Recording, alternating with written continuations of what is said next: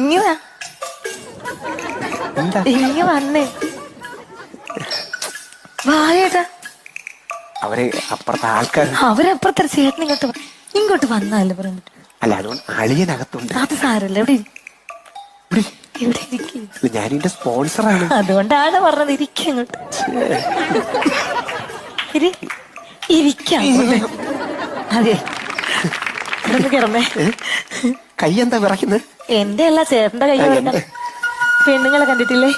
ഞാൻ ഇങ്ങനൊക്കെ. അതെ ഇവിടെ നിന്ന് കിടന്നേ. കിടക്ക അങ്ങോട്ട്.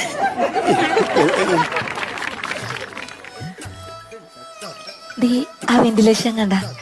അതൊരു തുണി കൊണ്ട് നമുക്ക് അങ്ങ് മൂടയാൽ. അതിന്റെ അടിവശം കണ്ട? അവിടെ അത്രയും ഭാഗത്ത് പെയിന്റ് ഇല്ല. അത് പറയാനാണ് ഇവിടെ കിടക്കാൻ പറഞ്ഞത്. കിടന്നാലേ കാണൂ.